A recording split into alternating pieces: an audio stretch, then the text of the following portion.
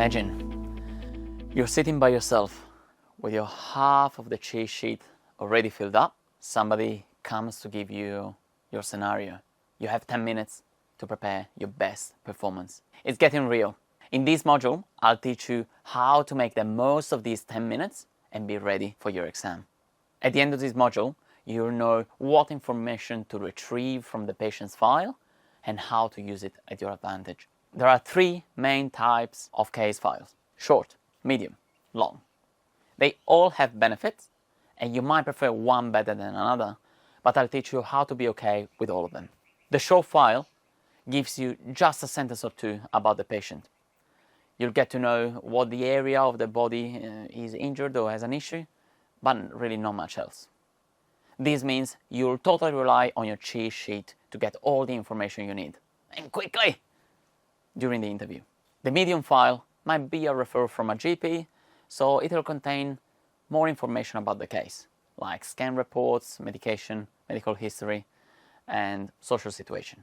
Most importantly, it'll contain the GP's concerns, maybe diagnosis, and maybe even goals. The long file is usually an inpatient file from a hospital, and it gets as big as 20 pages long. You'll have to be quick in flicking through the pages while getting all the information you need.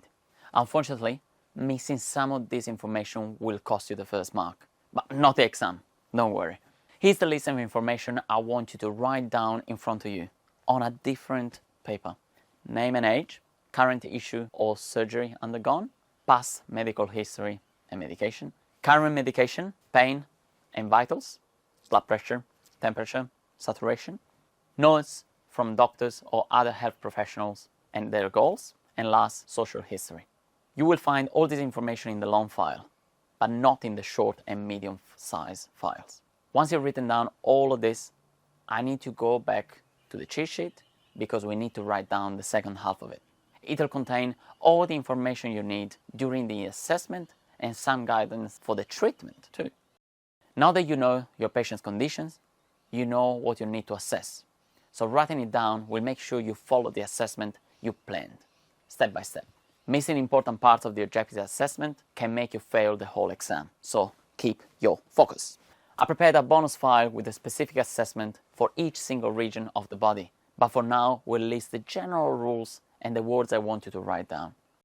There are slight variations depending on the case and on where you find the patient in the room, sitting or lying on the plinth. I made these variations to make you save time and reduce the number of transfers to a minimum. All the objective assessments start in the same way though. Consent! Again, write the word consent. Let's start from a patient sitting on a chair. I want you to write STS, walk, observation, palpation, control out. I like to shorten everything, so I put it down like this. It's just quicker to write. If that works for you too, go for it, as long as it doesn't confuse you. Sit to stand. You'll ask them to stand up and comment on how they do it. Then you'll make them walk to the plinth and comment on how they do it. Observation. You look at the posture from the front, side and back and comment. You'll observe then and palpate the affected area. As a general rule, standing if it's upper limb and neck, laying down if it's a lower limb and lower back. Sit to stand and walk are unlikely to matter in an upper limb or neck scenario. However, write it down every time when you practice to train your automatisms.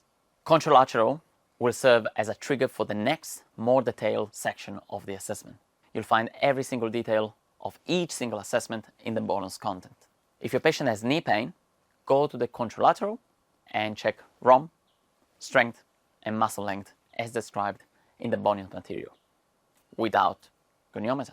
The contralateral side is usually completely fine, but the reason I structured it this way always comes down to the performance indicators.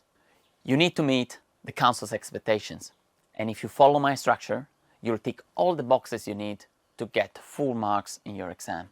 You just need to show that you know what you're doing and what you're being assessed on.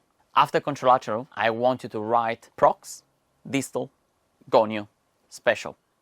The aim of the assessment is to compare the current condition with the normal status of the patient.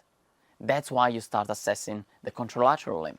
Then you need to assess the joint proximal and distal to the affected area to rule out possible influencing factors or discover additional impairments caused by the primary condition, which will help you plan for future treatments or scans or referrals. Finally, you'll assess actually the affected area, focusing especially on outcome measures. You must use a goniometer or a measuring tape for as many direction of movements as you can. The special tests will prove your knowledge in the specific field and help you with differential diagnosis. If a muscle is affected, you'll have to use the goniometer in 2 joints, but just in a simplified scheme. Again, you can find all these exceptions in the bonus content. Finally, you can write down your outcome measures. Here's the whole list. Pain, from 0 to 10. Range of motion, with goniometer or taping measure. Strength, was from 0 to 5. Walk, quality and distance. Sit to stand, quality and repetition. Aid, as per in education or winning. Balance, and finally, education. I would always write down the first 3 words of the list, but you can decide to write down all of them and then decide what to use later or during the assessment. You surely already have an idea of what outcome measures you will not use.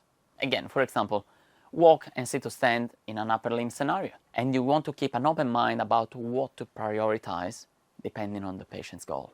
As an exercise for this week, imagine different scenarios and start testing your memory and your speed. You want to write all the relevant items down in as little as 90 seconds. That's right. You want to be this quick because you need to allow as much time as you can to look through the patient file and find the information you need. With practice, you'll be as fast as a rocket. Always cross-check with the bonus list when you finish to make sure you didn't leave anything out. Good job. You completed your cheat sheet and you're now ready to tell your examiners all about it. In the next module, you'll learn how to make a great impression and give yourself a massive head start, even before meeting your patient. See you there.